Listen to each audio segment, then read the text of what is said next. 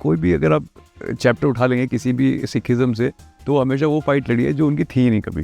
कुर्बानी का नाम सिखिज्म। सूरा सो पहचानिए जो लरे दीन के, पुरजा पुरजा कट मरे कबो न छाड़े खेत। COVID warrior Jitendra Singh Shanti helped over 2,000 families cremate their loved ones free of cost. Indrapuram Gurudwara in Ghaziabad has started oxygen langar, where patients can come and buy an hour or two at least of oxygen. करोड़ा तो कहर था actually, अपनों ने अपनों को छोड़ दिया। बिल्कुल जी। सीख भी आई होगी लोगों को उसमें कि यार हम किसके लिए करते हैं सब कुछ ये। तो अच्छा, कई लोगों ने उस समय तो हाथ लगाया नहीं माता पिता को, लेकिन बाद में पर्ची के लिए लड़ाई होती थी उनके घर में कि डेड बॉडी की पर्ची किसको मिलेगी। फिर अच्छा, वसीयत भी तो उसके नाम होगी ना। तो सर फिर तो आपका नजरिया लाइफ और डेथ को देख के बड़ा चेंज हो गया होगा। अब मैं गया था औरंगाबाद, बच्ची ने मुझे बहुत प्यारा क्वेश्चन किया कि अंकल आप सारा दिन लाशों में रहते हो, आपको डर नहीं लगता?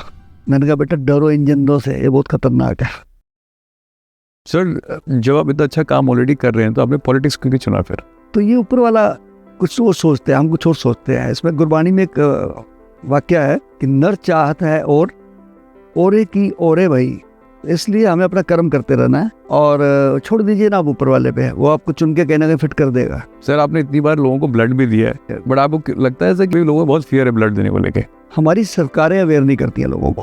पोलियो जो है ही नहीं देश में, उसकी एडवर्टाइजमेंट अमिताभ बच्चन जी करते हैं। अरे जिसके 5 लाख यूनिट की जूत है, कोई ऐड नहीं है उसकी। तो सर आपकी हेल्थ पे इम्पैक्ट तो नहीं पड़ा? ना जी ना, मैं फिट अभी दिला लो ब्लड खाऊंगा।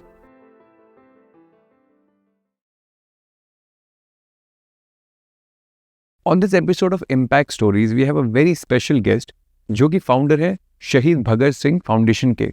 ये एक्स MLA भी रह चुके हैं बीजेपी से, इनको पद्मश्री मिल चुका है और इनको एम्बुलेंस मैन के नाम से भी जानते हैं। लोग पॉलिटिक्स में आते हैं फ़ायदे नुकसान के लिए। कई समय आपने हमेशा देखा होगा लोग बहुत अच्छा काम करते हैं, फिर पॉलिटिक्स में आते हैं, जब पावर में आ जाते हैं पैसा कमा लेते हैं, फिर अपने अच्छे कामों आसपास छोड़ देते हैं। बट मेरे आज के गेस्ट थोड़े से अलग हैं। ये जब पद में नहीं थे तब भी बहुत मेहनत से काम करते थे, जब पद और पावर मिली, प्रतिष्ठा मिली, तब भी बहुत मेहनत से काम करते थे, और जब नहीं रहा तब भी उन्होंने अपने काम को नहीं छोड़ा। बिकॉज वो बिलीव करते हैं कि हम सिखिज्म है और सिखिज्म सेल्फलेस सर्विस पे बिलीव करता है, और वो कभी पावर पद प्रतिष्ठा से नहीं बदलता, वो हमेशा एक जैसा रहता है। एक छोटा सा इंसिडेंस भी उन्होंने मुझे बताया था कि जब उनको पद्मश्री मिला था तो किसी ने उनसे पूछा कि अब तो आप पद्मश्री हो गए, अब तो शायद आपको लाशें नहीं उठानी चाहिए। तो उन्होंने बोला पद्मश्री की वजह से लाशें नहीं उठाता हूँ, लाशें उठाने की वजह से पद्मश्री मिला है। Which is again a very beautiful statement by him, because that's what represent when you are in power or not in power, your selfless service toward the society or the mankind, toward the humanity always go on. Let's welcome Padma Shri Jitendra Singh Shanti ji on Impact Stories. Sir, first of all, thank you for being part of Impact Stories. शुक्रिया आपका बहुत बहुत।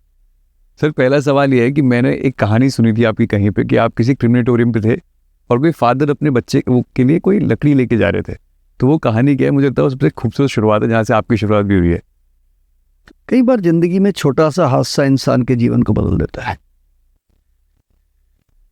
मुझे याद है एक मेरा दोस्त थे, वो बहुत बड़े चैन स्मोकर थे, सिगरेट पीना। ओके।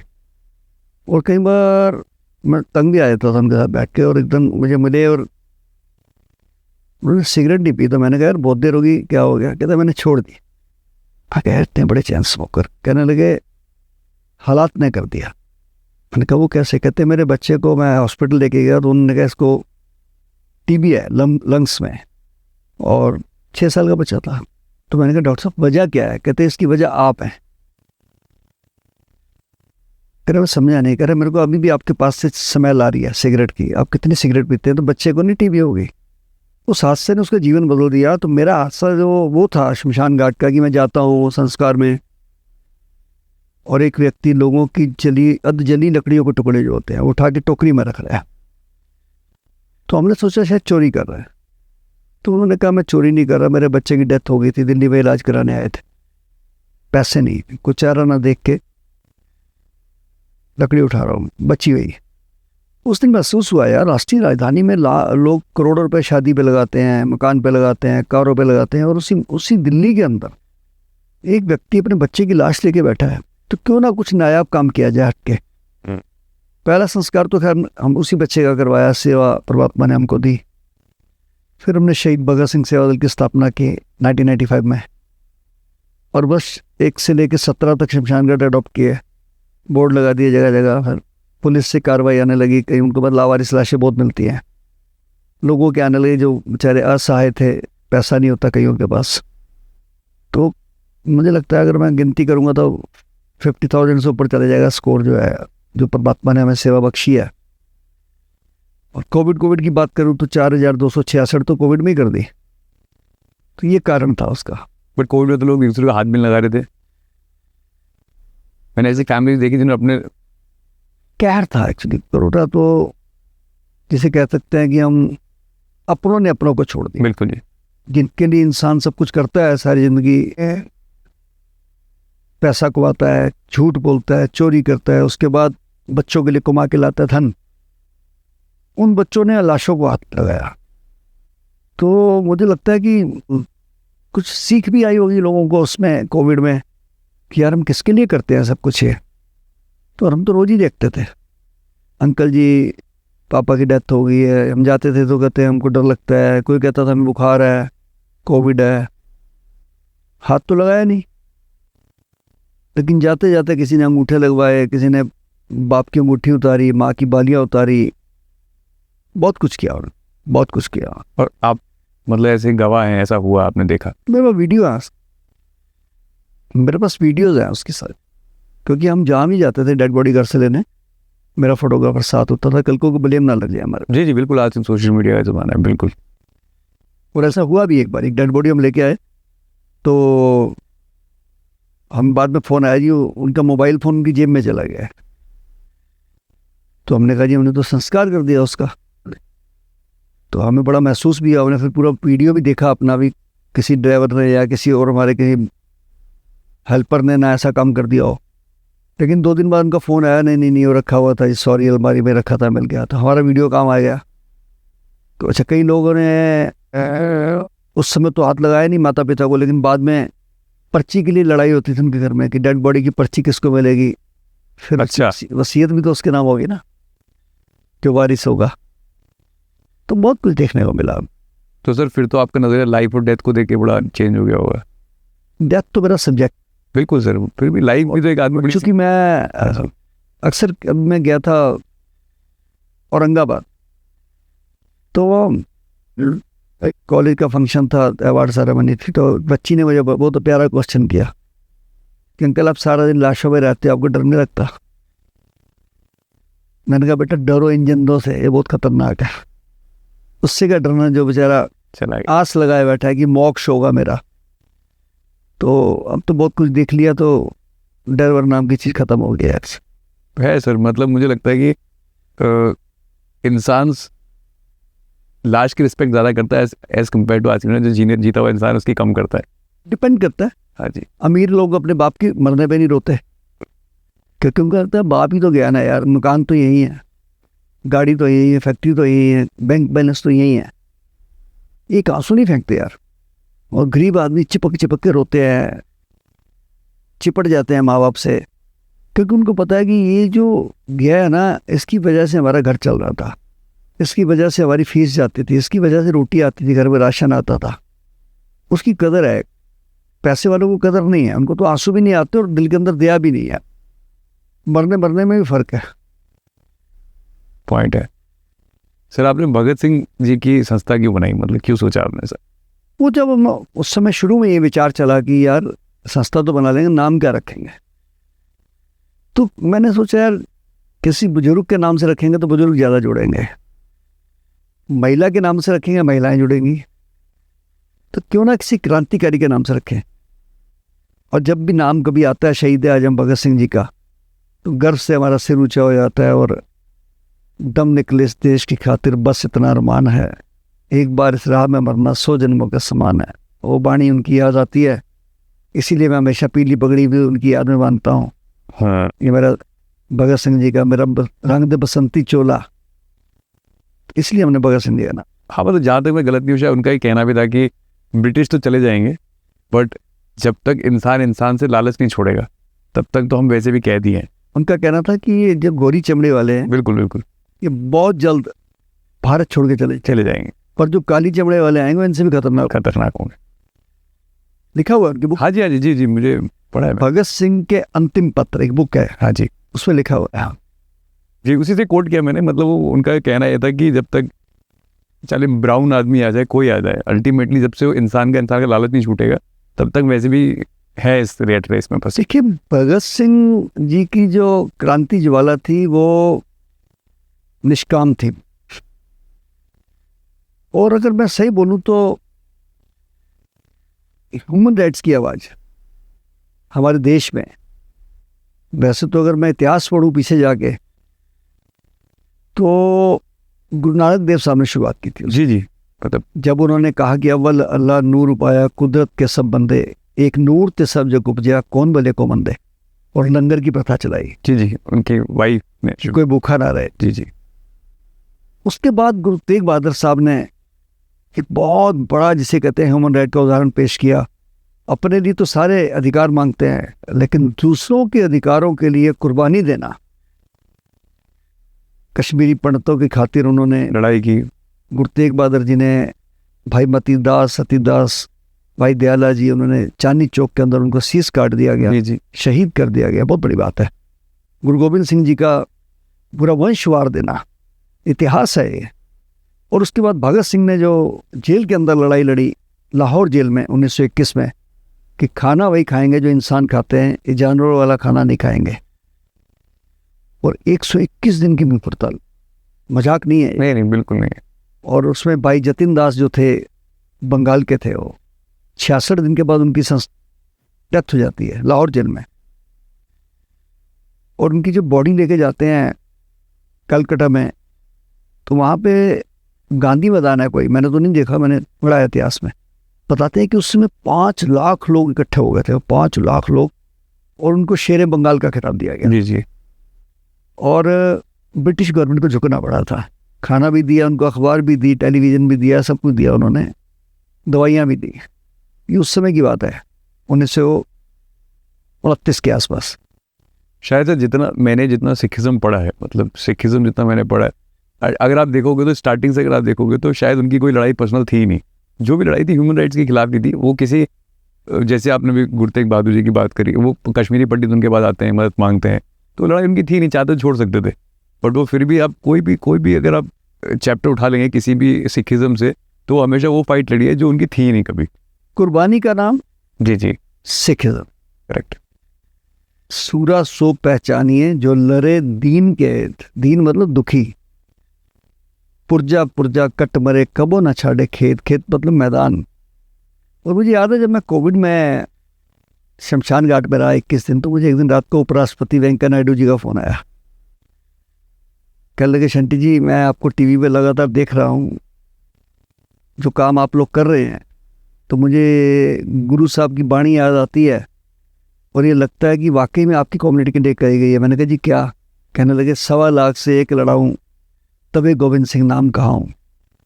ये बात मुझे उन्होंने कही तो मेरे भी रोंगटे खड़े हो गए। मैंने कहा देखो, इनको इस बात के ऊपर आज भी याद है, और मुझे गर्व है इस बात के ऊपर कि गुरु गोविंद सिंह जी ने हमारी कौम को इतनी हिम्मत दी है, इतनी ताकत दी है कि कोई भी विपदा आ जाए। आप देखो, पंजाब में बाढ़ आए, चाहे मद्रास में आए, उत्तराखंड में आए, कुछ भी हो जाए, सिख जो है आपको खड़ा मिलेगा। जबकि अगर ह्यूमन राइट की बात करें हम देश के अंदर, तो सबसे बड़ी वायलेशन भी इनके साथ ही हुई 1984 में। जी, मुझे कई लोग कहते हैं यार वो एक सिख ने मारा था तो उसका बदले में मार दिया। हाँ। मैंने कहा नहीं, अगर एक कम्युनिटी के मारने से सारी कम्युनिटी को सजा मिलती है, तो नाथूराम गोडसे ने तो महात्मा गांधी को मारा था, तो गोडसे और ब्राह्मणों को तो किसी ने नहीं मारा। लिट्टे वालों ने राजीव गांधी को मारा, जी जी, तो तमिल को तो किसी ने नहीं मारा। ये तो आपने चुन चुन के मारा, सिखों को घरों से निकाल के मारा। और दिल्ली जैसी राष्ट्रीय राजधानी में हजारों लोगों का सरेआम कत्लेआम हो जाना, और 42 साल आज हो गए हैं, न्याय नहीं मिला अभी तक। 42 साल, 42 ईयर्स, और 10 दिन के अंदर कुत्तों को न्याय मिल जाता है न्यायालय में जाके। लावारिस कुत्तों को तो न्याय है। मुझे लगता है ये बहुत बड़ी वायलेशन हुई है हमारे देश में। ह्यूमन राइट्स की अगर सबसे बड़ी को वायलेशन हुई है तो ये 1984 में हुई है। सर, जब आप इतना अच्छा काम ऑलरेडी कर रहे हैं तो आपने पॉलिटिक्स क्यों चुना फिर? चुना नहीं था, लेकिन अगर आप इतिहास उठा के देखें तो सुभाष चंद्र बोस जी भी राजनीति में रहे, जी जी कांग्रेस के प्रेसिडेंट भी रहे, जी जी जी क्योंकि पहले पार्टी वही होते थे। और हर बंदे का कहीं ना कहीं संपर्क जुड़ जाता है ऑटोमेटिकली। मेरे को तो 2007 में मेरे दोस्तों ने इंडिपेंडेंट खड़ा कर दिया चुनाव में, अच्छा नगर निगम में, और मैं पहले चुनाव जीत गया। जी जी उसके बाद मुझे फिर अकाली बीजेपी ने बुला के टिकट दी, 12 में दी, 14 में दी, मैं काउंसलर 2 बार बना, फिर एमएलए बना। तो बस ऊपर वाले ने कर्म लिखा था, कर दिया। लेकिन मुझे जो जनून है ना, वो सेवा का है। मेरा सर बड़ा अजीब सा सवाल है, मतलब मेरे को ये लगता है आप इतना अच्छा काम कर रहे हैं, है ना, ऑलरेडी मुझे लगता है कि शायद क्योंकि मैं जब आपका नाम आया था तो मैं बहुत इंटरेस्टेड था कि मैं जाना चाहता हूँ, करना चाहता हूँ। तो आपको ऐसा क्यों लगा जब आप किसी और पार्टी के साथ खड़े हुए तो फिर लोगों ने क्यों छोड़ दिया? कि पार्टी चेंज हुई है ना, आदमी का काम थोड़ी चेंज हुआ है। नहीं, ऐसा कुछ नहीं है। ये पार्टियां तो टेम्परेरी होती है, बिल्कुल करेक्ट। आपस में कब विलय हो जाएगा, आप रात को सोओगे, सुबह उठोगे, उनका विलय हो जाएगा। जी जी बिल्कुल। मैं देश का इतिहास बता दूंगा आपको। बिल्कुल करेक्ट बोला। कई बार ऐसा हुआ है कि बड़ी बड़ी पार्टी आपस में अलायंस करने पे टूट जाता है, ये होता रहता है, छोड़ो ना आप जी।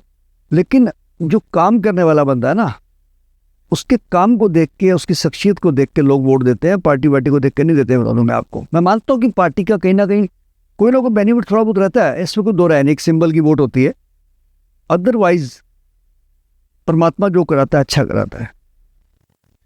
चलिए, इस बात का तो कोई डिस्कशन कर ही नहीं सकते हम, जो होता है अच्छे के लिए होता है, अभी कह रहे हैं। उसका एग्जांपल दे देता हूँ आपको। 2020 में मुझे अकाली दल ने कह दिया तैयारी करिए आप चुनाव के लिए। हमने तैयारी शुरू कर दी, 20 की बात है, और एट द लास्ट टाइम रात को नॉमिनेशन अगले दिन है और रात को इनका अलायंस टूट जाता है बीजेपी अकाली का। तो सबने कहा यार आपने इतनी तैयारी करी है। मैंने कहा ऊपर वाले पे छोड़ दो यार, वो नहीं चाहता ना, नहीं लड़े तो नहीं लड़ेंगे। और 23 मार्च को देश के अंदर कोविड आया था। हम छोटा सोच रहे थे कि हम एमएलए लड़ेंगे, उन्होंने मुझे 21 में पद्मश्री दिला दिया। ऊपर वाले ने बड़ा सोचा।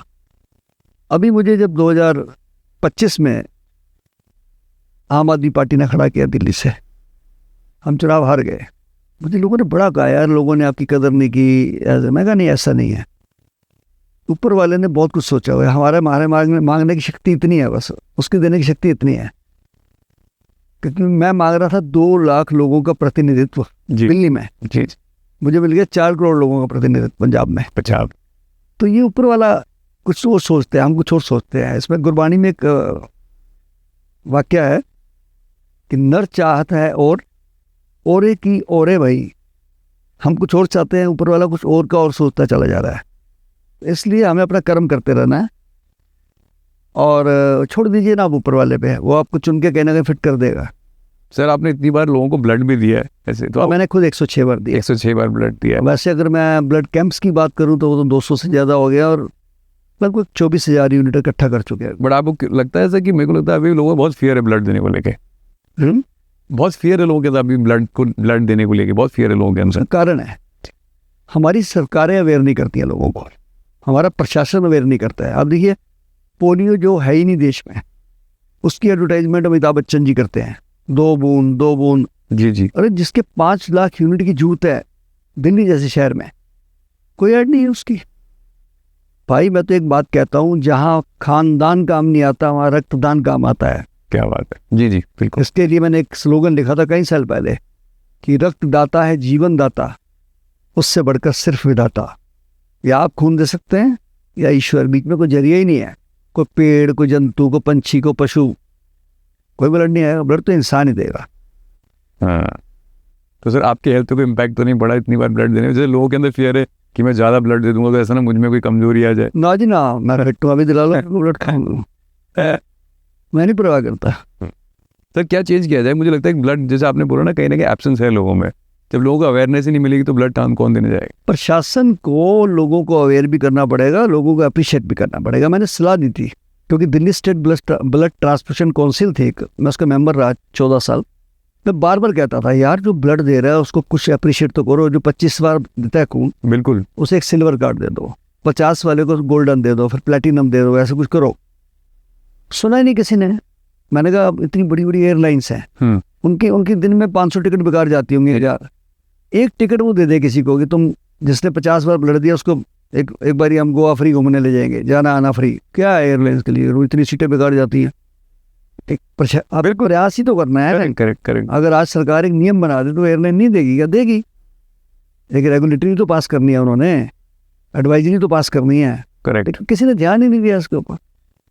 सर एक बात बताइएगा, जैसे पता नहीं मैं इसमें गलत भी हो सकता हूँ, जैसे मान लीजिए मुझे कोई लावारिस लाश मिलती है और मैं चाहता हूँ मुझे कहीं कम्युनिटी तक पहुँचा दूँ और एम्बुलेंस के लिए बुकिंग करूँ, क्या सरकार मुझे फ्री एम्बुलेंस देगी? नहीं देगी।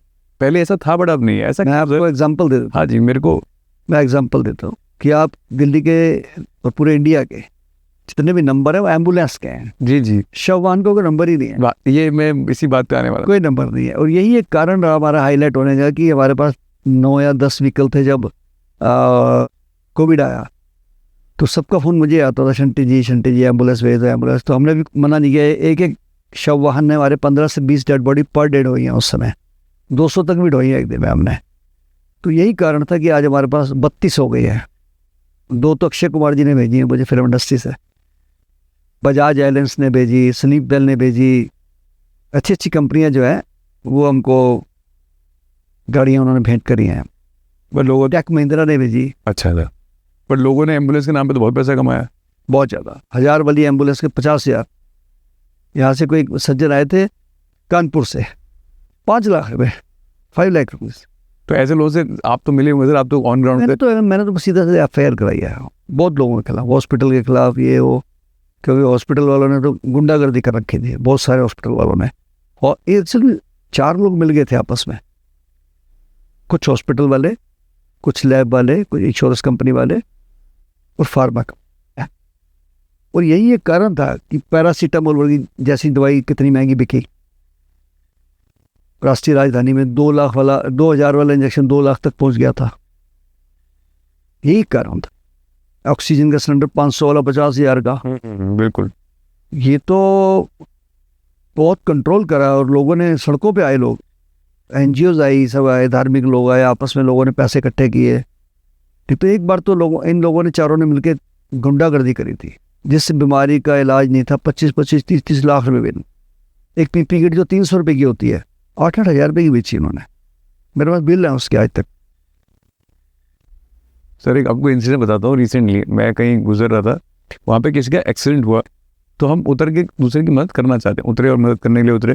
आप मानेंगे नहीं, हमने बहुत कॉल लगाए, एम्बुलेंस को भी कॉल लगाया, पुलिस को भी कॉल लगाया, और खड़े खड़े वहाँ मतलब शायद आधा घंटा बीत गया ऐसे। फिर हमने सोचा खुद ही ले जाते हैं। फिर एक एम्बुलेंस आती है, रैंडम कोई एम्बुलेंस आती है, उसे हमने रोका, हमने बोला क्योंकि एक्चुअली जिस हिसाब से उसका एक्सीडेंट हुआ था, हमें घबराहट थी अगर उसे लेके जाते तो ऐसा ना हो कि और क्रिटिकल कंडीशन खराब है, कभी ऐसे केसेस भी रहते हैं। तो हमने एम्बुलेंस जो जाती है हमने रोका, उसमें भेज दिया। बट वो एम्बुलेंस है जिसको हमने कॉल किया। तो आप अगर कोई कॉल मिलाते हैं तो लोग कब रिस्पॉन्ड करते हैं, कैसे रिस्पॉन्ड करते हैं, और सरकार कहाँ रोल प्ले करती है, वो कैसे पता चलता है? इस मामले में हम बहुत पीछे हैं। मैं एग्जांपल देता हूँ। आप मेरी गाड़ी में बैठे, अभी हम पेशेंट को लिटाते हैं, जितना मर्जी सायरन बजा लो, रेड लाइट पे आगे गाड़ी नहीं उठाते हैं। इसके लिए गवर्नमेंट को नियम बनाने चाहिए, ट्रैफिक पुलिस को नियम बनाने चाहिए कि जितनी वहाँ आसपास PCR खड़ी हैं, उनका फर्ज बनता है कि अगर कोई हॉस्पिटल गाड़ी जा रही है तो उसको पायलट करें, पहले उसकी रेगुलेटरी जारी करें भी ऐसे ऐसे होगा, कोई एम्बुलेंस आ रही होगी तो PCR वाले उसको पायलट करेंगे, हॉस्पिटल जो भी नज़दीकी हॉस्पिटल होगा, या पूछेंगे उसको कहाँ ले जाना है, तो उनको वहाँ तक छोड़ के आएगा। और गाड़ियों को ये निर्देश होने चाहिए, आगे जो कार है, बस है, ट्रक है, कि आप लेफ्ट करते जाएंगे अपनी गाड़ियों को। हमारे यहाँ बजाते रहिए, आप कुछ भी बजाते रहिए, नहीं हटाएंगे, कभी नहीं हटाएंगे लोग। अवेयरनेस नहीं है लोगों में। मैं तो रोज देखता हूँ, मेरा रोज का काम। सर बट आप तो पद पे रहेंगे, बट लोग जब कभी कोई मिनिस्टर को जाते हैं तब तो 1 मिनट रोड क्लियर हो जाता है। हाँ, फिर तो सड़कें बंद हो जाती है। ये तो नाइंसाफी है थोड़ी बहुत। उनसे मिलना है ना, कुछ डेड बॉडी से क्या मिलना है किसी को कुछ। ये अभिशाप तो है ना। तो सर मेरा ही मानना है कि चेंज तो देखो पॉलिटिशियन ही ला सकते हैं। सर अब जैसे मैं हमेशा एग्जांपल देता हूँ, लोग कहते हैं कि हर धर्म दुबई में जब रहता है तो बड़े प्यार से रहता है, और दूसरे देश में जब जाता है तो एकदम से। आप दुबई की बात कर रहे हैं, आप चंडीगढ़ चलिए ना मेरे साथ। अच्छा, अब रेड लाइट पार करके दिखाइए, करते ही नहीं पार वहाँ। हाँ बिल्कुल, वहाँ रूल रेगुलेशन, पुलिस नहीं खड़ी है, एग्जैक्टली कैमरे देख के नहीं पार कर। तो मेरा कहना रेगुलेशन, सड़क के किनारे रेडी पटरी नहीं लगी हुई वहाँ पे। बिल्कुल मानिए आप। किसी घर का दरवाजा रोड की तरफ नहीं है, रोड की तरफ। बहुत बड़ी बात है क्योंकि लोगों के अंदर डिसिप्लिन वैसे आया था, वहाँ कूड़ा नहीं फेंक। एग्जैक्टली। अब वो ऑटोमेटिकली जब रेगुलेट करते हो तो लोग भी उस तरीके से बदलते चले जाते आप हैं। गाड़ी को घर के बाहर खड़ी करके धोएंगे 2000 जुर्माना है। तो आप इसलिए कह रहा हूँ।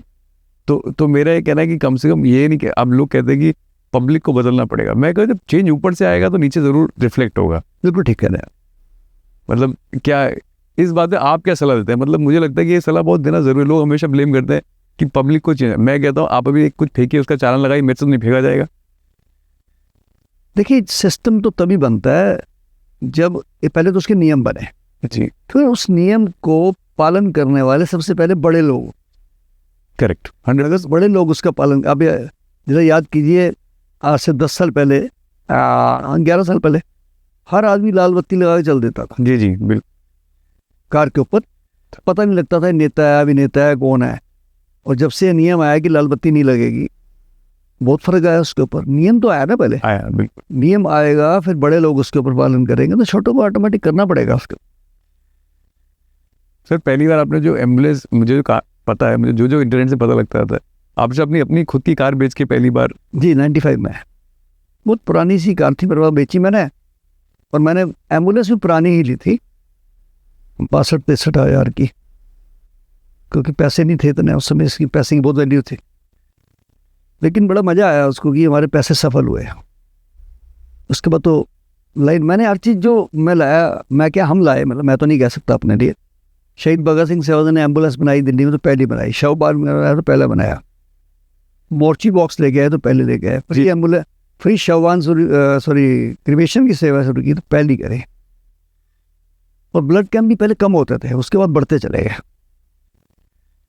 जब हम लाइफ में कुछ अकम्प्लिश करते हैं ना, मैं तो बहुत यंग हूँ ये सवाल पूछने के लिए, तो कहीं ना कहीं अकम्प्लिशमेंट आपके साथ ईगो भी लेके आता है कि आपके अंदर वो ईगो बिल्डअप होता है, या फिर बस आप मेरी माँ ने कहा था मुझे कि मैं छोटा था और शुरू किया मैंने काम, तो उन्होंने कहा बेटा ये काम बंद मत करियो अभी तो भैया, तेरे को ऊपर वाले ने लगा दिया काम पे, और किसी को कभी रात को मना मत करियो, 2 बजे हो चाहे 4 बजे हो। मेरे पास आज भी वीडियो बढ़िया उनकी है, तो मेरे ऊपर 2006 में एक मूवी बनी थी एंजल फॉर द डेड, वो यूएसए से आए थे कार्तिक सुब्रमण्यम, शलोका फिल्म्स, और उसको बाद में जॉय फिल्म फेस्टिवल में फ्लोरिडा में गोल्ड मेडल मिला। अच्छा ओ शॉर्ट मूवी थी, तो उसमें मेरी मम्मा ने इंटरव्यू दिया था, तो 3 बातें बोली थी कि बंद मत करियो, मना मत करियो किसी को, और तीसरी बात कही थी कि कभी अपने आप पर अहंकार मत लेके आइयो कि तू कर रहा है, तो नहीं कर रहा, ऊपर वाले ने चुना तुझे इसके लिए। तो मैं जिस दिन मुझे पद्मश्री मिला उसी दिन मैं फ़ोन आता है कि डेड बॉडी पड़ी है, सर्दी से अकड़ गया बंदा, और मैं अपने हाथ से बॉडी उठा रहा था, मेरे पास वीडियो है अभी भी उसकी। तो स्थानीय एसएचओ साहब आ गए, अरे शंटी जी आप तो पद्मश्री हो गए हैं, आप लाश उठा रहे हैं। मैंने कहा जी पद्मश्री की वजह से लाश नहीं उठा रहा हूँ मैं, लाशें उठाने की वजह से पद्मश्री मिला है मुझे, क्या बात। मेरा कर्म है, मैं इसको छोड़ नहीं सकता हूँ। आज भी मेरे को एम्बुलेंस में क्यों कहते हैं लोग, मैं जा रहा हूँ एक्सीडेंट हो गया, मैं नहीं परवाह करता वहाँ कोई पुलिस आए ना आए, मुझे कोई लेना देना नहीं है, मैं उठाता हूँ गाड़ी में डालता हूँ सीधा हॉस्पिटल। मुझे पता है फर्स्ट एड क्या देनी है उसको, मुझे CPR भी आता है, मेरी गाड़ी में ऑक्सीजन सिलेंडर भी है, स्ट्रेचर भी है, एवरीथिंग। मैं जो फर्स्ट एड है ना जी, अगर आपने अब ध्यान से सुनने की बात है, मेरी गाड़ी उस तक पहुँच चुकी है, मेरी एम्बुलेंस जहाँ बंदा गिरा पड़ा है। अभी जो एम्बुलेंस आपने बुलानी है वो इतने बड़े ट्रैफिक में जैम लगा हुआ है पीछे, उसको आने में 1 घंटा लगेगा, तो मैं ही क्यों ना ले जाऊँ उठा के। अभी 15 दिन हुए हैं, मैं रोनी जा रहा था एक शादी में, और रोनी से ठीक पहले एक फ्लाईओवर आता है मुकरबा चौक के बाद, तो ऐसे ही जाम लगा हुआ था। मैंने कहा क्यों जाम लगा है, तो मेरा ड्राइवर कहने लगा शायद आगे कोई एक्सीडेंट है। मैंने कहा गाड़ी रोक फटाफट। हम वहाँ तक पहुँच गए तो एक बंदा गिरा पड़ा, बुरी तरह से ब्रेन में चोट लगी हुई है, एक बंदा उसके जो साथ था उसको थोड़ी लगी हुई थी, लोग खड़े हैं फोटो खींच रहे हैं। हाँ जी। मैंने उठाया गाड़ी में डाला, सीधा रोहिणी के हॉस्पिटल में ले गया मैं, अम्बेडकर हॉस्पिटल। जाते जैसे उनके सवाल होते हैं कहाँ से लाया होगा, मैंने यार आप इलाज करिए, आपको इलाज करने से मतलब है, ये मेरा कार्ड रख लीजिए, कोई दिक्कत आए तो मेरे से बात करिएगा। उनके घर वालों को फ़ोन किया, उनके घर वालों को बुलाया, तब मैं शादी में गया। मैंने कहा नहीं अब मुझे कोई चिंता नहीं है, अभी अपना ट्रीटमेंट करेंगे, जो भी करें, CT करें, कुछ भी करें, मेरा कर्म पूरा हो गया। और ज़्यादा नहीं तो अगर मैं अपने 35 साल के सफ़र में बोलूँ तो 100 लोग ऐसे हैं जो मर चुके थे और जिंदा है आज, 100 ऑन रिकॉर्ड। जो मर चुके थे, वो लोगों ने कहा नहीं मरा पड़ा, और मैं ले गया उनको उठा के, और वो आज भी जिंदा है। अगर हम हिम्मत ही नहीं करेंगे, प्रयास ही नहीं करेंगे, तो फिर कैसे किसी को बचाओगे आप? परवाह नहीं करनी कोई भैया। सर मैं आपको इसमें एक और बात बताता हूँ। चलिए, मुझे लगता है इंडिया में लोग कभी कभी किसी की मदद इसलिए भी नहीं करते हैं कि मैंने ऐसे केसेस में देखे हैं कि इंसान ने किसी की मदद करके उसे अस्पताल ले गया है और फैमिली ने 2 पैसा कमाने चक्कर में सुबह से उसी बंदे पे एलिगेशन। हुआ है ऐसा, लेकिन अभी सुप्रीम कोर्ट के रूलिंग आ गई है उसमें। पहली बात तो जो उठा के लेके जाएगा उसको तब नहीं हुई। दूसरी बात, 1% ऐसे लोग हो सकते हैं। है सर। एक बार मेरे पे भी मेरे साथ भी हुआ है, तो इसलिए नहीं, मेरे पे भी हुआ है। जी जी। मेरे पे भी हुआ है ऐसा। आपके साथ क्या होता है? ये ऐसे हॉस्पिटल के पास एक लेडी गिरी पड़ी थी, किसी का फ़ोन आया, मैंने उठाया, छोड़ दिया। थोड़ी देर बाद पुलिस उसी बंदे को, उसके बेटे को लेके मेरे घर आती है, कहते यही गाड़ी थी, कहना यही गाड़ी थी, कह रहा जी इन्होंने मारा, यही उठा के ले गए। मुझे वो कहता है उसका बच्चा। मैंने कहा आप थे वहाँ पे मौके पे? कहता हाँ। मैंने कहा तू वही है ना जिसने हाथ नहीं लगाया था उसने अपनी माँ को अपने? ऐसे ही कहा मैंने कहा तू तो वहाँ खड़ा था और तूने हाथ भी नहीं लगाया और तूने शराब पी रखी थी, वही है ना तू? तो झेप गया वो, अंधी शराब पी रखी थी उसने, अपनी माँ को नहीं उठाया था उसने, और हम उठा के ले। मैंने कहा यार ऐसा है, इसने कह दिया ना, इसकी सुन लो, FIR बनती है, FIR करता हूँ मैं, परवाह नहीं करता हूँ। वो पुलिस वालों ने डांटा मेरे सामने, कह रहे क्या बकवास कर रहे हो, तू किसके लिए कर रहा है, तू तो ऐसे घुमाया जा रहा है मेरी मोटरसाइकिल पे, और कह रहे ये गाड़ी थी ये। मैंने कहा हम नहीं लेके जाते, वो मर गई थी, बाई चांस मेरा वीडियो थी, मेरे ड्राइवर वीडियो बना लेते हैं। सर ऐसी कोई स्टोरी या फिर कोई ऐसी है जिससे आप बड़ा दिल बैठ गया? मतलब हमेशा आप इतने लोगों से डील करते हैं, कभी कभी ऐसी किसी इतने हेल्पलेस आदमी से मिलते होंगे कभी कभार, कि आपको लगता है कि यार इससे नीचे तो क्या देखना है? नहीं, मैं खुद दिलदार हूँ, मैं नहीं परवाह करता। बट कोई तो ऐसा मिला जिसकी स्टोरी सुन के आपको लगा होगा बड़ा? नहीं, मैं खुद परवाह नहीं करता। मैं स्टोरी तो मैं बनाता हूँ, वो कौन होता है बनाने वाला इसको? मैं गया यहाँ जागरण में, बंदा आज भी जिंदा है, मैं इंटरव्यू लेके दे सकता हूँ। तो लाइटें बंद, मैंने क्या हुआ, प्रोग्राम कैंसिल हो गया? कहते नहीं जी बंदा मर गया। मैं कैसे? कहता बिजली के करंट से। उसका नाम बबला था। मैं कहता बबला मर गया। मैं कहाँ है? कह रहा वो पड़ा। मैं गया तो मैंने चेक करा, तो मैंने कहा बंदे में दम है भाई। मैंने उठाया, उसको एम्बुलेंस में डाला, GTB हॉस्पिटल। उन्होंने जाते मुझे कहा अरे जी आप लाश ले आए। मैंने चेक करो, ECG करो इसकी, मेरे सामने ECG करी तो जिंदा था वो। 15 मिनट में तो ठीक हो गया। घर वालों के फ़ोन आ रहे हैं, अंकल उनका पोस्टमार्टम मत होने देना। मैंने कहा ले जाओ आगे। पोस्टमार्टम उठ गया। मैं नहीं ऑर्गेनाइज होता, कभी भी नहीं होता, मैं लड़ जाता हूँ, कोई भी हो, चाहे वो डॉक्टर हो, पुलिस हो। ऐसी एक बारी एक बंदा गिरा पड़ा था, टेम्पू वाला हिट कर गया, सुन टेम्पू पलट गया उसके ऊपर। हाँ जी। बंदा मरा पड़ा है, समझ लो एक तरीके से, लोगों ने मरा घोषित कर दिया। तो मैं गया तो 10-15 लोग खड़े थे मेरे साथ, मेरा एक दोस्त भी था, एम्बुलेंस में कुछ चला रहा था। मैंने क्या हुआ? कह रहे जी टेम्पू वाला मार दिया है। मैं पुलिस नहीं कह रहा, पुलिस आई थी, ट्रक पकड़ने चली गई है। वाह, ट्रक के पीछे चले गए उसे छोड़ के। मैंने उठाया, एम्बुलेंस में डाला, GTB ले गया, बंदा बच गया। वो बच गया तो मैंने उसके घर वाले बुलाए, उसकी जेब में से पेपर निकाले, वापस आया मैं उसी जगह पे। अब पुलिस खड़ी थी, कह रहे जी आप ले गए थे। मैंने कहा अरे आपने कानून अपने हाथ में ले लिया, आप कैसे ले गए उठा के उसको? मैंने कहा आप कहाँ थे? कह रहे जी हम ट्रक के पीछे गए थे। मैंने कहा पकड़ लिया ट्रक? कह रहे नहीं जी। तो मैं कहा इसको पकड़ना था, उसको पकड़ना था पहले, आपने नंबर ले लेते उसका, पकड़ने की क्या जरूरत है?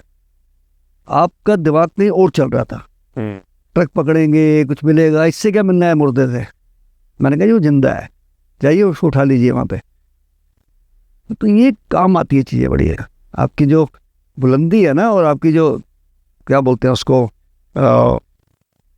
डेडिकेशन है, ये डेडिकेशन मजबूत होनी चाहिए आपकी। ऊपर वाला मदद करता है आपकी हर तरीके से मदद। सर लेट्स से, मतलब मैं समझता हूँ कि जिस हिसाब से आप काम कर रहे हैं, तो आपको तो आपने पॉलिटिक्स को बड़े क्लोजली देखा है। लेट्स से कभी आपको सेंटर, बिल्कुल मेन पोजीशन पे आपको डाल दिया, लेट्स से आप, क्या आज आपका कंट्रोल है पूरे देश का, आप क्या क्या चेंजेस करते हैं? मुझे लगता है आपका एक थॉट प्रोसेस देखने का लोगों को। नहीं, मैं जैसे मैं पंजाब में लगा हूँ, तो मैंने जाते ही वहाँ पे सबसे पहले एडवाइजरी जारी की है, जो पंजाब में आज तक नहीं हुआ था। अच्छा। देश आज़ाद होने से लेके आज तक कोई भी हॉस्पिटल डेथ हो जाने पे कितना भी बिल हो, डेड बॉडी को नहीं रोकेगा। बहुत इंपॉर्टेंट, बहुत उन्होंने पास कर दिया वहाँ पे, चूंकि हमारे पास पावर है ह्यूमन राइट्स कमीशन के पास। जी जी। और उसको अमल पे ले आए हम।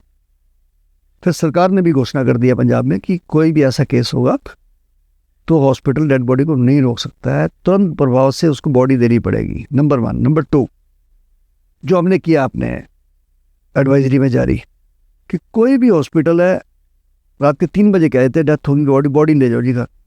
किसी के घर में कोई चौथे वाले पे रहता है, कोई तीसरे पे रहता है, कैसे लेके? और वहाँ क्या इंतजाम है? नंबर 1, उनके घर, उनके हॉस्पिटल में चाहे छोटा है चाहे बड़ा है, मोर्चरी होनी चाहिए, एयर कंडीशन रखने का स्थान, फ्री ऑफ कॉस्ट।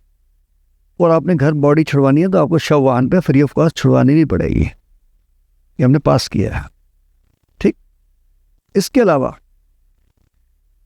20% जो बड़े हॉस्पिटल हैं, 20% उसमें बेड बुक होते हैं EWS के लिए। क्यों होते हैं? क्योंकि उनको ज़मीन जो है सरकार से रिजर्व रेट पे मिली हुई है।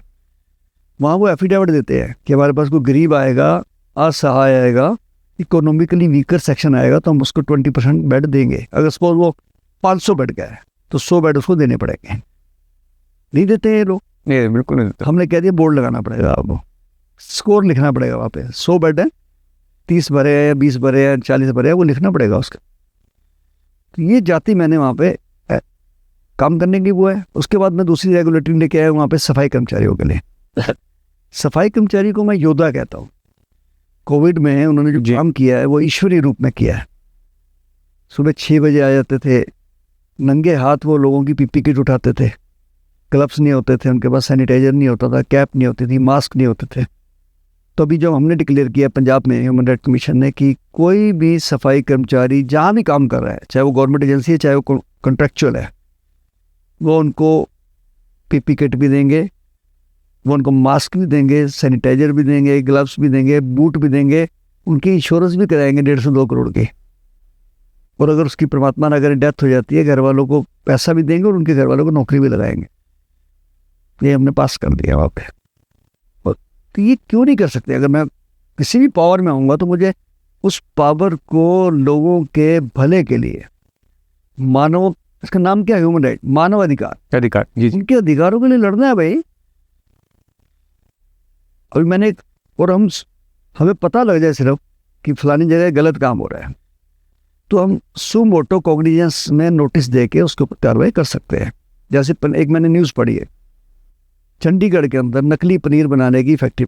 बिल्कुल, बहुत ठीक, मैंने अखबार में पकड़ी, हमने अगले दिन उसको नोटिस इशू कर दिया, फूड कमिश्नर को, हेल्थ कमिश्नर को, ये हमें 72 घंटे के अंदर जवाब चाहिए, ये क्या हो रहा है यहाँ पे।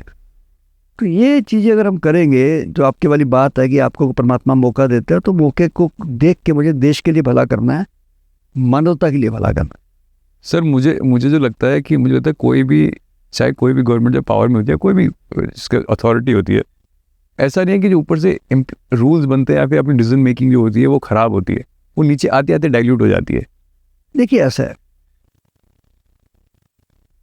कानून जो है ना उसकी पालना और अवहेलना दो अलग अलग। और कुछ कानून ऐसे हैं जो बड़े अजीब है यार। मैं सच बोलूँ, मैं जेलों का निरीक्षण कर रहा हूँ पंजाब में, अभी तक मैं 4 जेलों में गया हूँ। अगर 2500 लोग जेल में थे तो 500 ऐसे हैं जिनको सजा हो चुकी है, तो 2000 तो ऐसे जिनको ऐसी ट्रेन पता ही नहीं है मतलब 10-10 साल से। जी जी। मैं एक महिला जेल में गया, 262 महिलाएं थी वहाँ पे, जिसमें 5 ऐसी थी जो क्राइम करके जेल आई थी और 2-4-5 महीने के बाद उनका वो तो प्रेग्नेंट होगी, बच्चा हो गया। आज 5-5, 6-6 साल के बच्चे जेल के अंदर हो गए उनका। उन बच्चों के भविष्य का कितना खिलवाड़ हुआ देखो। उनका स्कूलिंग कौन देगा? खेलेंगे कहाँ वो? दुनियादारी कहाँ देखेंगे वो? तो मुझे लगता है कि कहीं ना कहीं इस कानून के अंदर कहीं फ्लेक्सिबिलिटी आनी चाहिए। वैसे तो ये मेरे हमारे बस का नहीं है, कानून तो देश के लिए बनते हैं। जी जी बिल्कुल। लेकिन कुछ चीज़ें देख के छोटे छोटे इंसानों से ही, और जहाँ गाज गिरती है तो उसी से शिक्षा लेके तो कोई कानून बनते हैं ना। करेक्ट, समझिए बात आप। तो मैं तो इन चीज़ों पे बहुत ख्याल करता हूँ कि जैसे मैं जेल में गया तो मैंने रोटी खा के देखी, खुद खाई मैंने रोटी वहाँ की कि यार ये लोग खा रहे हैं, खाने लायक भी है कि नहीं। दाल खाई मैंने वहाँ पे, रोटी खाई, बड़ी अच्छी लगी मुझे क्योंकि वहाँ लंगर की तरह बनी हुई थी। वॉशरूम चेक करे मैंने, इनके राइट है कि इनको वॉशरूम साफ मिलना चाहिए, अखबार मिलने चाहिए, इनको टीवी मिलना चाहिए, अंदर दवाइयाँ मिलनी चाहिए। अब जैसे मैक्सिमम जो जाते हैं ये जुल्म करके अंदर, उसमें से उनके ना दिमाग को बदलने के लिए आपको साइकियाट्रिक के लिए कोई डॉक्टर चाहिए ना। जी जी बिल्कुल। सेक्रेटरिस्ट तो चाहिए ना, जी जी एक भी डॉक्टर नहीं, एक भी नहीं है। आप किसी भी जेल में चले जाइए, मैं होगा तो ऐसे विजिट पे आता होगा, महीने में 2 बार आ गया, ये 1 बार आ गया, रोज क्यों नहीं। और मैं कहता हूँ इसमें तो हमारा पैसा भी कुछ नहीं लगना। हम अगर वॉलंटरी किसी को कह दें कि रोज कोई डॉक्टर अपनी सेवा देगा तो लोग दे देंगे सेवा। ऐसे ऐसे लोग बैठे हैं देश में, वो कहेंगे जी हम सेवा देना, क्योंकि वो, अब उसका कारण बताता हूँ। जब वो अपराध करके गया जेल के अंदर, पहली बात तो अपराध जगत घूम रहा है उसके अंदर, दूसरा उसके अंदर सुसाइडल अटेम्प्ट करने के बहुत क्वेश्चन आते हैं। कई लोग आप सुनते हो ना सुसाइड कर लेते हैं जेल के अंदर जाके। तो एक अच्छा मनोवैज्ञानिक या एक अच्छा योगा कराने वाला उसका मन को बदल सकता है। तो हमने तो योगा भी कंपलसरी कर दिया है, जेलों के अंदर योगा होना चाहिए और सेक्रेटरिस्ट जरूर होना चाहिए। सर मुझे लगता है ये तो आपने करा है, बट से मॉनिटर कौन कर रहा है? सब चीज़ आती है मॉनिटरिंग की, सेम। जो हम रूल बनाने के उनको करने पड़ेंगे। अच्छा, इसके अलावा जैसे सजेशन बॉक्स है या कंप्लेंट बॉक्स है, वो हर वार्ड में कंपलसरी हैं, होते हैं, लगे भी हुए हैं, बट उसको अगर जेल वाला ही खोलेगा तो अपनी शिकायत को बताएगा किससे? उसमें भी एक जज साहब रहेंगे जो खुलेगा वो, और एक बंदा कोई ना कोई वहाँ पे समाज का रहेगा। चाहे वाई नॉट, क्यों नहीं, वो हमारा ह्यूमन राइट कमीशन का भी कोई ना कोई जैसे कोर ग्रुप है उसका मेंबर भी हो सकता है। जी। मतलब मैं अपनी बात बताता हूँ, मैं क्या कहना चाह रहा था। मैं कहना चाह रहा हूँ कि देश में ऐसा है कि लोग रूल्स बनाते, सब कुछ बनाते, बट जब मॉनिटरिंग की बात आती है, जब उसे मॉनिटर करने की बात आती है, तो मॉनिटर तो एक इंसान नहीं कर रहा होता जिसे कभी भी मैनिपुलेट किया जा सकता है। क्या करोगे आप? कंप्यूटर चलता है, कंप्यूटर पे तो इंसान ही चलाता है। जी जी जी, बिल्कुल बिल्कुल। बात समझिएगा, आप कहीं पे कुछ भी हो रहा है गलत काम, टिकट बनानी है अपने हवाई जाएगी तो इंसान ही तो बना रहा है। जी जी बिल्कुल। आप जाओगे उसे बोलोगे टिकट बनाने वाली तो लेडी है, जेंट्स है, हाथ से बना रहा है ना, उम्र तो पूछ के लिखेगा आपसे। जी जी। तो इंसान कुछ गलत कर जाए तो क्या कर लोगे आप?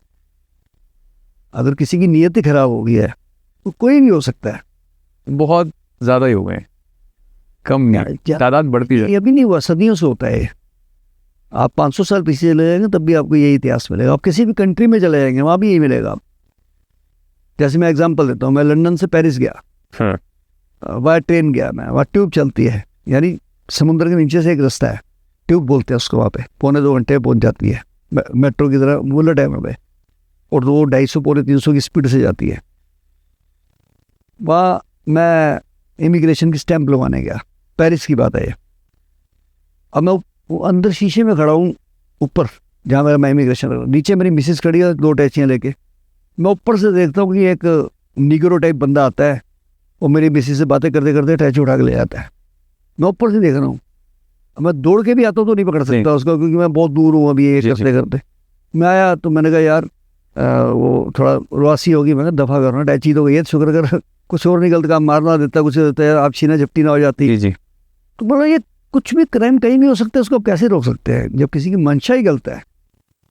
भाई एक आतंकवादी है सपोज, उसकी मंशा ही गलत है तो कहीं भी कुछ कर देगा वो, तो उससे कोई ये नहीं कि आतंकवादी जो है वो किसी जाति विशेष का है या व्यक्ति विशेष का है, नो, उसका दिमाग ऐसा है। चलिए, आपकी इस बात पे याद है, मेरा कहने का मतलब है, मैं आप पेरिस गए तो आपने आज की डेट में आपके पासपोर्ट बनाना चले जाइए, आपको जो वेरिफिकेशन वाले बंदे जो आते हैं, आप किसी को बोलिए मैं थैंक यू सो मच करें, भेज दीजिए उन्हें, आप देखिए दोबारा आपका पासपोर्ट रिजेक्ट हो जाएगा। फिर आप कंपनी फॉर्म करने आते हैं, अपनी कंपनी बनाते हैं, एक आप बोलते हैं ना युवा को बोलिए कि अपनी कंपनी बनाए, खुद काम करे, आपके कोई इंस्पेक्शन करने GST लाइक कोई है, आप बिना पैसे देके भेज दो, आपकी कंपनी रिजेक्ट हो जाएगी। मैं कह रहा हूँ कि कितने लोगों को चेंज करोगे आप?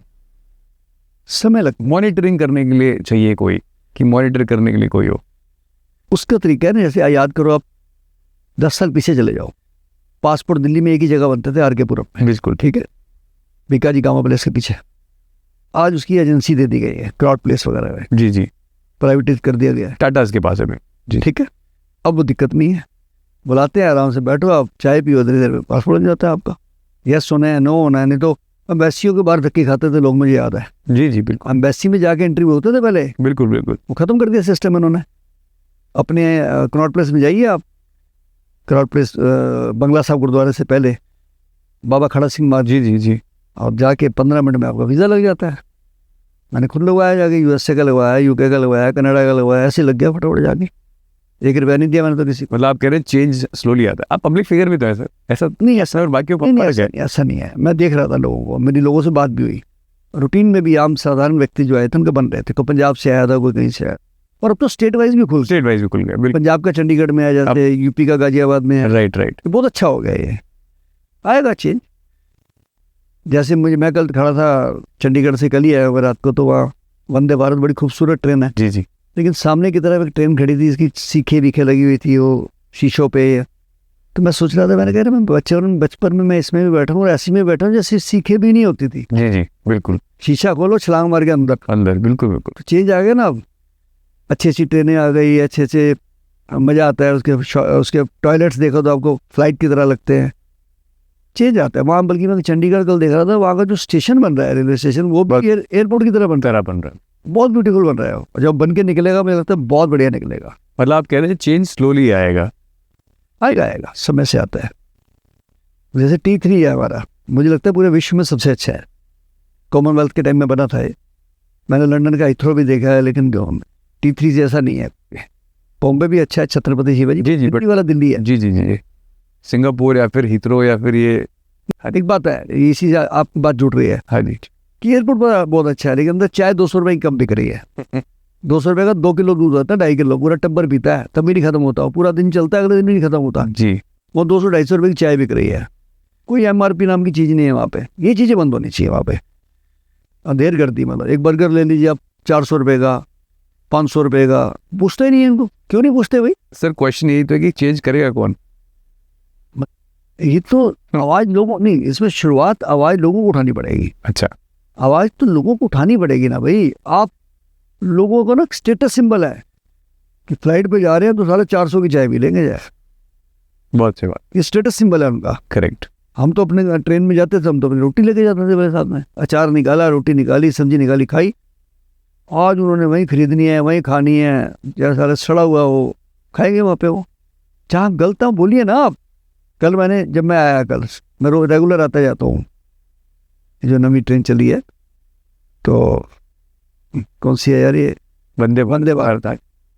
तो मेरा सेकंड डब्बा ही था एग्जीक्यूटिव क्लास का। तो मैं उतरा, मैंने जो उसका पायलट कह लो या ड्राइवर कह लो, मैंने कहा आपकी तारीफ़ करनी पड़ेगी। कहता क्या? मैंने कहा जब भी आता हूँ मैं पौना घंटा लेट आती है आपकी ट्रेन, कोई आपने सूचना दी किसी को? कोई सिस्टम तो होना चाहिए यार आपका। मैंने बोल दिया उसको, कह रहा नहीं सर थोड़ा धुंध की वजह से। तो मैं कहा आप अनाउंस क्यों कर रहे हो कितने बजे चलेगी, कितने बजे पहुँचेगी? आपका टाइम था वहाँ पे 3:28 पहुँचने का, आप 3:40 पे आए पीछे से ही ना, पीछे से लेट आ रहे हो, फिर आगे लेट कर रहे हो। तो मेरा कोई आगे, अब पीछे आप देखो जो इंडिगो ने किया हमारे देश के अंदर, हाँ जी हाँ जी, क्या करा लोगों ने? ये ह्यूमन राइट्स की वायलेशन नहीं है? Correct correct. कि लोग 2-2 दिन तक एयरपोर्ट पर बैठे हैं, कईयों की शादियां कैंसिल हो गई, किसी ने किसी के मरने पे जाना होगा, डेथ पे जाना है, क्या करेगा वो? ऐसी चीज़ों में देखिए, बात समझिए आप, प्रशासनिक कार्रवाई तभी तो होगी ना कि कोई तो आए आगे। आप घर पहुंच गए 2 दिन बाद, आप भूल गए, आपने शिकायत ही नहीं करी। करो ना, शिकायत क्यों नहीं करते आप? आपको रिजल्ट मिलेगा उसका। मतलब आप कह रहे लीडरशिप मिसिंग है, लीडरशिप मिसिंग है लोगों के अंदर। नहीं, लोगों के अंदर ना क्या बोलते हैं उसको, अपना हक पाने की भावना होनी चाहिए कि मेरा हक है यार, मुझे मिलना चाहिए, मेरे राइट्स हैं, ये मिलना चाहिए, क्यों नहीं मिलेंगे? उसे लड़ना चाहिए लोगों के अंदर। लोगों को अपना काम के बाद स्वार्थ खत्म हो जाता है, बस वो लड़ते ही नहीं है। मैंने जब कोविड में लाशें दिलाई लोगों की, उसी से तो मैं हाईलाइट हुआ। भी हॉस्पिटल वाले देते नहीं थे, 25 लाख दे दो, 30 लाख दे दो, तो वो पुलिस बुला लेते थे, हम जाते थे। तो मैं कहता था आप मिलिट्री बुला लो, चाहे हम तो लेके जाएंगे लाश। हम ले आते थे लाश। बहुत लड़ाइयाँ हुई, झगड़े, मेरे पे 11 FIR हुई, ले आए उठा के लाशें। अगर मैं सोच के चलूँगा ना कि मैंने उस जुल्म का मुकाबला करना है, तब आप जीतेंगे। जुल्म सहने वाले कभी नहीं जीतते हैं, जुल्म का मुकाबला करने वाले जीतते हैं। सर मेरे बड़ा सरप्राइजिंग सा एक क्वेश्चन मिला मुझे, मैं तो इंटरनेट रीड कर रहा था आपके बारे में, वो जितना मुझे मिल सका। आपको कभी नसरुद्दीन शाह से झगड़ा हुआ था? नसरुद्दीन शाह जी से भी कोई? मैं समझा नहीं। नसरुद्दीन शाह से आपको कोई झगड़ा नहीं हुआ था? हाँ, मतलब मेरे को बस ऐसे कोई मैं बहुत बड़ा फैन हूँ नसरुद्दीन। हाँ जी हाँ जी, वो बड़ा सरप्राइजिंग लगा मुझे कि मैं नसरुद्दीन शाह का बहुत बड़ा फैन हूँ। हाँ जी। अभी जब उनकी फिल्म आई थी वेडनेसडे, हाँ जी, मैंने 10 बार देखी हूँ, क्योंकि वो तो बड़े अलग अलग रास्ते थे, वो एक्टर हैं आप। उनके एक बयान ने मेरे दिमाग को पलट दिया। अच्छा, ओके। उन्होंने एक बयान दिया था कि मेरी बीवी कहती है कि इस देश में रहने का दिल नहीं करता। अच्छा, बिल्कुल कहा था, बिल्कुल कहा था। इस देश में रहने का दिल नहीं करता, हम क्यों ना हम देश छोड़ के चले जाएं। तो मैंने उनके खिलाफ FIR कराई विवेक विहार थाने में।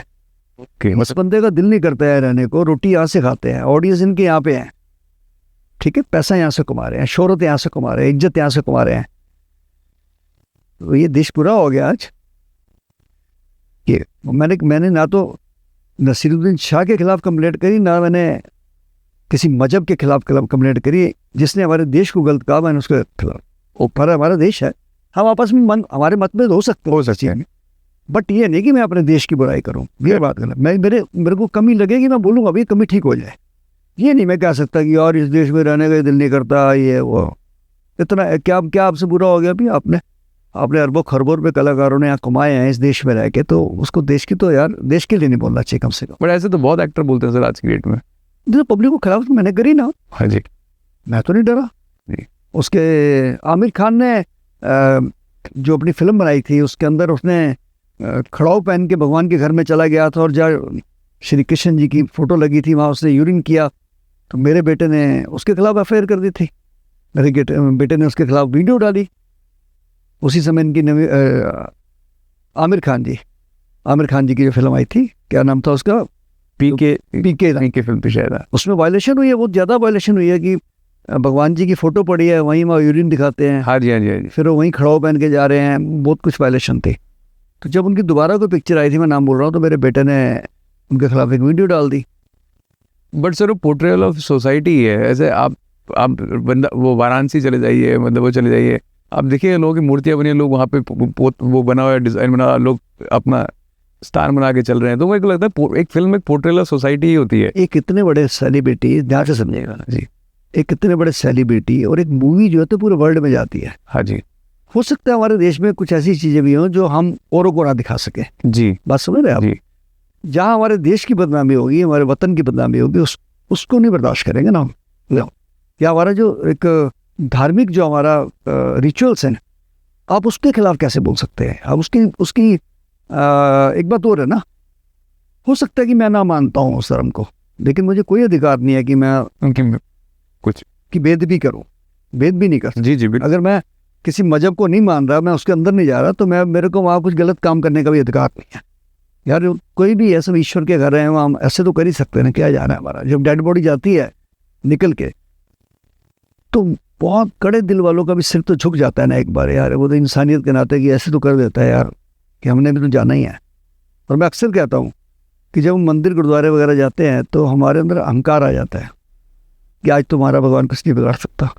लेकिन जब हम शमशान जाते हैं 2 मिनट के लिए, जब डेड बॉडी जल रही होती है, कुछ सेकंड के लिए हमारे दिल में आता है कि यार क्या ले जाना है इस दुनिया से, सब कुछ यहीं रह जाना है। वो जो 2-3 सेकंड है ना, वो कुछ ही बदल सकते हैं आपको। जब मैं निगमबोध घाट से बदल सकता हूँ एक बच्चे की डेड बॉडी देख के, तो हर आदमी को नहीं बदल सकता। वो मूवमेंट्स होती हैं वो। और ऐसे कैसे मूवमेंट, और कितने मूवमेंट ऐसे लाइफ में जो आपको एक ह्यूमन लेवल पे आपको बहुत बदल दी? मैं तो रोज ही देखता हूँ यार। मैं तो बहुत ज़्यादा, जिसे कहते हैं ना कि निचला स्तर इंसानियत का, उससे भी नीचे देखा हुआ है मैंने। मैं अक्सर अपने पॉडकास्ट में बोलता हूँ आजकल माँ बाप को कि जीते जी अपने बच्चों के नाम सब कुछ मत करो, थोड़ा बहुत दे दो उनको, जीने का आधार दे दो, एक आधा छोटा ले दो, बिजनेस दे दो छोटा मोटा। जिस माँ बाप ने भी जीते जी सब कुछ बच्चों के नाम किया है, वो अनाथालय में बैठे हैं, वृद्धाश्रम में बैठे हैं, बहुत गंदी जिंदगी जी रहे हैं वो। मैं रोज देखता हूँ। अभी कल ही मेरे को किसी ने वीडियो भेजी ह्यूमन राइट में कि 2 माँ बाप अंदर मरे पड़े हैं, बच्चे आए नहीं। क्योंकि जिन बच्चों को सब कुछ मिल गया वो क्यों आएंगे? जस्ट लाइक बागवान फिल्म।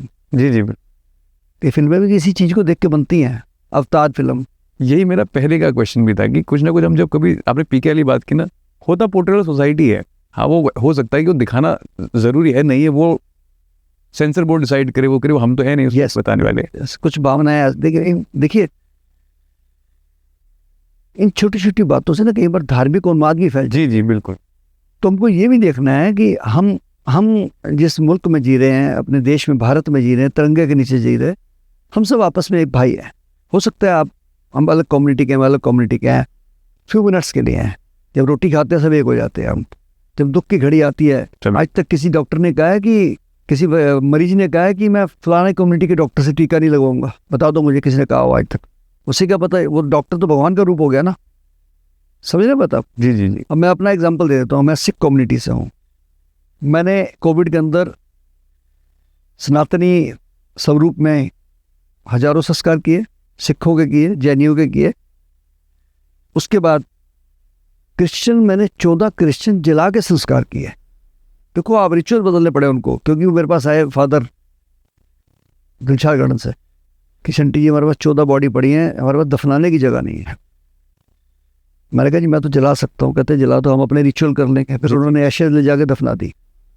मैंने मोहम्मदन का भी बहुत जगह, मेरा ड्राइवर भी जो गया है वो भी मोहम्मदन से, जी जी बिल्कुल। जिसकी डेथ हुई है। हाँ, कोविड में डेथ। तो उस समय तो हम सब एक हो गए ना। सोचिए बात को आप। जी जी बिल्कुल। अब ध्यान से एग्जाम्पल, चाहे मुस्लिम परिवार है सपोज, आप उनके पड़ोस में ब्राह्मण है, आपके घर में रोटी आई कोविड के टाइम में, 10 थाली आटा आ गया, तो क्या आप 4 अपने पड़ोसी को नहीं देंगे? देंगे। क्या वो मना करेगा मैं नहीं लूंगा? सब लेंगे। आप समझ गए? जी जी। क्या हम सुखों में कुछ भी बोल देते हैं, बस नहीं है वो, जब दुख होता है सब एक हो जाते हैं। ये आपने जो ये बात बोली, इसमें एक ना मेरी कल की रील है, गुरु नानक देव जी के साथ उनके साथ जो बंदा चलता है, बाला मर्दाना जी, अमरदाना जी जो होते हैं, तो मरदाना जी मुस्लिम को हाँ। फॉलो करते हैं। हाँ। जब वो मर रहे होते हैं तो गुरु नानक देव जी बोलते हैं, वो कहते हैं मैं तो जा रहा हूँ, अब आप देखो मेरी बॉडी का क्या करना है। तो अल्टीमेटली वही है, आप कह रहे हैं कि जब आदमी जाता है तो फिर वो किसी धर्म का थोड़ी रह जाता है। आपको शायद पता नहीं है, गुरु नानक देव साहब को जो आज भी पाकिस्तान के लोग हैं, बहुत। बाबा नानक, जी जी मुझे पता है। बाबा शाह, और बता देता हूँ, सिंधी समाज मतलब वो कुछ भी करते हो रिचुअल्स। मैं गया, आप भूटान चले जाइए, भूटान में मैं गया उल्लासनगर, हाँ जी हाँ जी, महाराष्ट्र में। हाँ जी हाँ जी। तो वहाँ कोई नमस्ते नहीं करता, सत श्री अकाल नहीं करता। धन गुरु नानक, धन गुरु नानक। वो इतना मानते हैं गुरु नानक देव साहब को। तिब्बत में जी मैं वही बता रहा था, बाबा लामा बोलते हैं, गुरु नानक लामा। क्योंकि मैंने चल के बहुत भूटान में, तिब्बत में, मतलब नानक देव साहब को दुनिया मानती है, क्योंकि उन्होंने जो भ्रमण किया पूरी दुनिया के अंदर, वो छोटी बात नहीं थी कि किसी के धर्म के आगे जाके आपने उनके कर्म कांड की खंडन करना। जैसे हरिद्वार गए और उन्होंने एक नाली सी बना के मैंड से पानी डालना शुरू कर दिया। किसी ने पूछा जी पानी का क्यों डाल रहे हो? कह रहे मैं अपने खेतों में भेज रहा हूँ पानी। और उन्होंने कहा जी ऐसे पानी डालने से खेत में कैसे चला जाएगा? तो कहने लगे फिर ये सूर्य देवता को कैसे जाता है तुम्हारा पानी? जी जी हरिद्वार में खड़े होके उनके रिचुअल्स के लिए बोलना, जी जी, मक्का मदीना चला जाना, बिल्कुल, और पैर उधर को करके सो जाना। जी जी, वो मक्का मदीना। और वो उन्होंने कहना जी आप वेद भी कर रहे हो, तो उन्होंने कहा अच्छा जिधर खुदा नहीं है उधर पैर कर दो। तो जो जैसा स्टोरी पढ़ी मैंने, हो सकता है भावनात्मक हो, कि जिधर भी वो पैर करते थे तो कहते नहीं खुदा तो हर जगह है, लेकिन उनकी हिम्मत देखिए कि वहीं जाके बोलना।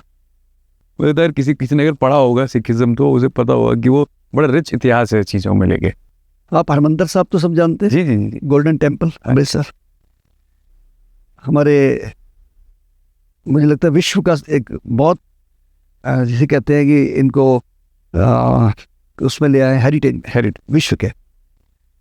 इसके जो नींव पत्थर था मियां मीर, जी जी मुझे मालूम है, मोहम्मदन रखे, सेवादार थे वो, कोई बहुत बड़े वो गुरु नहीं थे बिल्कुल, जैसे मैंने इतिहास में पढ़ा है, सेवादार थे, वो सेवा कर। बिल्कुल सही पढ़ा, बिल्कुल। और हमारे एक भाई कन्हैया जी हुए हैं जी, भाई कन्हैया जी गुरु गोविंद सिंह साहब के जब युद्ध का समय था तो वो पानी पिलाते थे।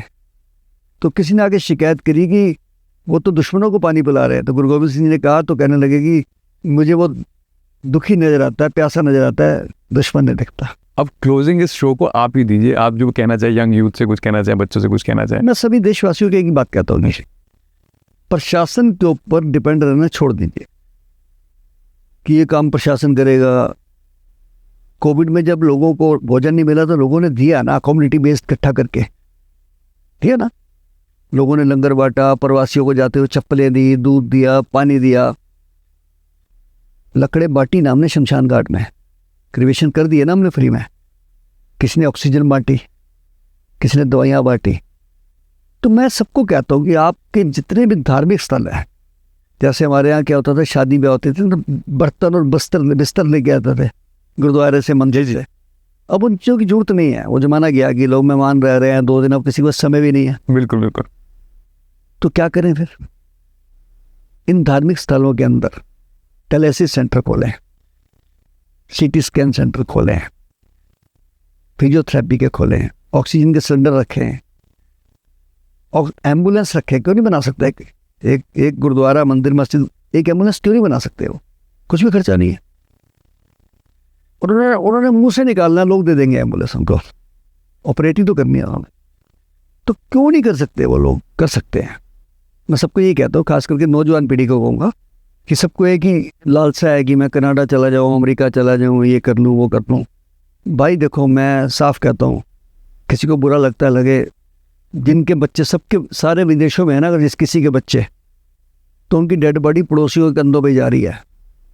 वो सब मना कर देते हैं आने से। मैं रोज़ देखता हूँ, आएंगे तो 6 दिन बाद आएंगे, हफ्ते बाद आएंगे, 10 दिन बाद आएंगे, इतने दिन हॉस्पिटल बॉडी रखने को तैयार नहीं है।